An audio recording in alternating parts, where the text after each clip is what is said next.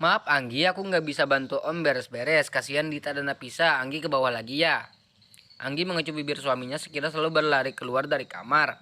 Dia berjalan dengan riang meninggalkan Rehan yang mematung di tempatnya. Hanya seperti itu. Aku pikir dia akan menangis dan menahanku untuk tidak pergi. Rehan menggigitkan bahunya lesu. Dia berjalan ke well-in closet untuk merapikan barangnya. Lagian kenapa dia harus tiba-tiba pergi ke Bali? Mana seminggu lagi, lama banget kan itu. Rehan pasti akan merindukan gadis ingusan ini. Anggi yang tadi turun dengan wajah berbinar langsung menghilangkan senyum di wajahnya. Dia menatap Dita dan Napisa dengan tatapan yang aneh, sangat aneh. Bahkan Anjani juga menatap Anggi sembari tersenyum. Tidak biasa. Kenapa? Tanya Anggi sembari duduk di sofa di sebelah Dita dan Napisa. Dita dan Napisa semakin memicingkan mata mereka, namun detik berikutnya suara lengkingan keras terdengar di rumah itu. Anggi dan Anjani refleks menutup telinga, bahkan Aldi dan Bima yang sedang tidur langsung melompat dan melihat keadaan di lantai bawah dari pagar pembatas. Mereka kembali masuk ke kamar mereka masing-masing saat melihat Dita dan Napisa. Ganggu tidur orang saja, gerutu Bima dan Aldi.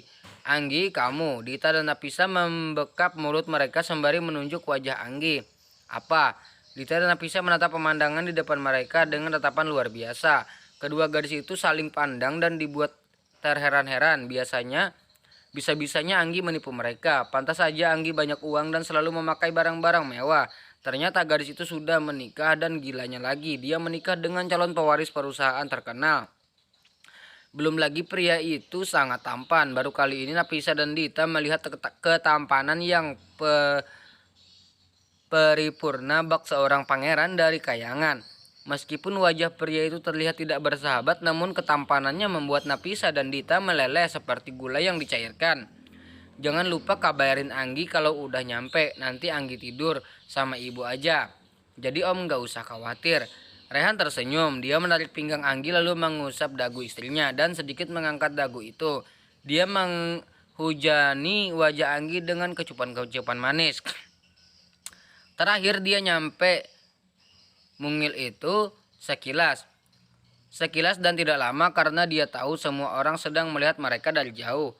Jaga diri baik-baik, kalau ada apa-apa langsung kabarin aku ya. Bima sama Aldi akan menjagamu selama aku pergi. Jangan terlalu banyak makan es krim, satu hari satu cup kecil saja.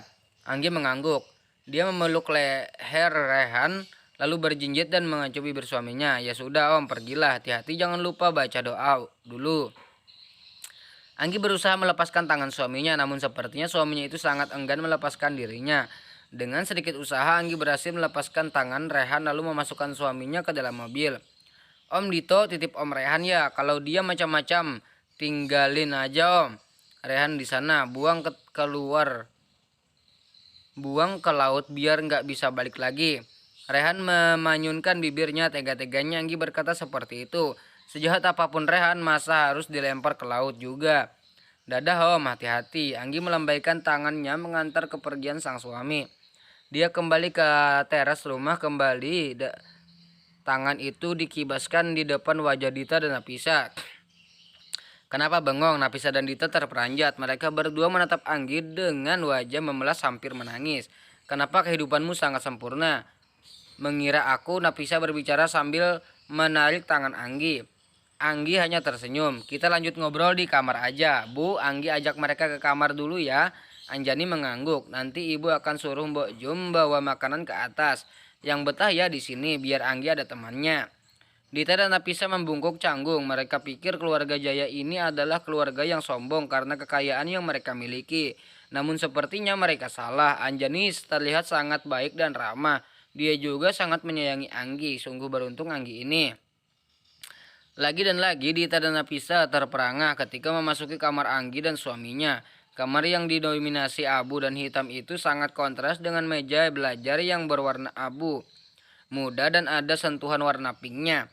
Dalam sekilas mata saja mereka tahu jika itu adalah meja belajar milik Anggi. Sedangkan di sudut yang lain mereka melihat meja yang lebih besar. Mereka yakin itu adalah meja kerja Rehan. Woi, Gila lo, benar-benar beruntung. Selama ini gue bermimpi untuk jadi orang kaya. Melihat ini aja gue udah senang. Apalagi kalau gue jadi yang kaya. Lo benar-benar beruntung. Anggi menggelengkan kepalanya. Dia menarik Dita dan Nafisa untuk duduk di atas ranjang. Karena kalian sudah tahu, aku akan jujur. Sebenarnya cerita novel yang aku sebutkan waktu itu adalah cerita hidupku sendiri. What? Jadi lo dijodohin, tapi kok gue lihat sepertinya suami lo sayang banget sama lo. Seperti sangat mencintai lo. Kembali Anggi menggelengkan kepalanya. Enggak kayak gitu. Sebenarnya Om Rehan baik kayak gitu belum lama ini. Dia emang perhatian dan juga selalu berusaha nurutin apa yang aku mau. Tapi dia belum bilang kalau dia cinta sama aku. Tanya Nafisa menatap Anggi yang memang memasang wajah sendu. Kamu nggak usah khawatir. Aku yakin kamu bisa bikin dia jatuh cinta sama kamu. Kita janji kita akan bantu kamu merebut hati Om Rehan. Anggi menatap kedua sahabatnya. Dita dan Nafisa mengangguk kepada Anggi. Anggi tersenyum lalu memeluk kedua sahabatnya. Terima kasih, kalian memang yang terbaik. Tapi gimana caranya supaya aku bisa bikin Om Rehan jatuh cinta? Anggi melepaskan pelukan namun dia masih menatap kedua sahabatnya itu lekat. Dita melirik Nafisa. Setelah itu dia kembali menatap Anggi sembari menaik turunkan alisnya. Ngapain kayak gitu? Anggi bertanya dengan wajah polosnya. Nanti juga kamu akan tahu, ucap Dita dengan seringai di wajahnya. Lagi dan lagi Anggi bersama teman-temannya kena hukuman. Kali ini bukan karena mereka berkelahi, namun Anggi, Dita, dan Nafisa telat datang ke sekolah karena mereka sibuk maraton drama sampai malam. Sebenarnya hari pertama, kedua, dan ketiga selama Rehan pergi, Anggi ditemani oleh Anjani. Namun karena Anjani harus pergi keluar kota, Anjani menyuruh Anggi untuk mengajak Dita dan Nafisa menginap di tempat mereka. Anggi menyenggol tubuh Dita. Mereka duduk bertumpu pada kaki yang mereka lipat sembari mengangkat kedua tangan. Pagi ini seharusnya mereka sedang ada kelas dan dengan Pak Darwis. Namun guru kilat itu tidak membiarkan mereka masuk. Hanya mereka terlambat 10 menit. Jangan senggol-senggol gue. Gue lagi nggak nafsu ini. Males banget pagi-pagi udah dihukum kayak gini. Mana belum sarapan? Nafisa tersenyum. Dia merogoh sesuatu dari dalam saku seragam yang dia kenakan. Srek, bungkusan biskuit itu terbuka. Nafisa memotong biskuit bulat itu menjadi dua bagian. Satu bagian dia masukkan ke mulut Anggi, lalu dia memotong bagian lain dan memasukkan ke mulut Dita dan mulutnya sendiri. Mereka terkekeh sembari celingukan karena takut Pak Darwis melihat kelakuan mereka. Nah, kalau kayak gini gue suka, ucap Dita menyenggol bahu Nafisa. Jam pelajaran lain sudah berbunyi, itu artinya Pak Darwis sudah selesai mengajar dan mereka bisa kembali ke kelas. Ketiga orang itu berpegangan untuk bangun, namun karena kaki mereka kram, mereka kembali terduduk. Karena kepala mereka terbentur membuat Anggi oleng terjengkang ke belakang. Ngapain? Anggi menoleh untuk melihat siapa yang membantu menahan punggungnya agar dia tidak jatuh. Aldi, gumam Anggi. Aldi menarik tangan Anggi membantu gadis itu untuk berdiri. Dihukum lagi? Anggi mengangguk. Kamu sih nggak bangunin aku, malah ninggalin. Lah, aku nggak tahu. Lagian kenapa kalian tidur di ruang karaoke? Aku pikir kalian sudah berangkat lebih dulu. Kalian kan biasanya rajin banget. Anggi mendengus. Dia melirik tangan Dita lalu memukul bahu Aldi. Aku ke kelas dulu. Nanti sore nebeng ya. Dita sama Nafisa mau balik ke rumah mereka dulu. Ngambil baju. Anggi duduk di bangku mengambil botol jus strawberry yang tadi dia buatkan oleh Mbak Jom, lalu meminumnya. Setelah itu dia memberikan jus itu pada Dita dan juga Nafisa. Tangannya gatal ingin melihat ponsel yang sejak semalam dia matikan. Dia lupa belum menghidupkan ponselnya karena semalam Anggi tidak ingin acara nontonnya diganggu.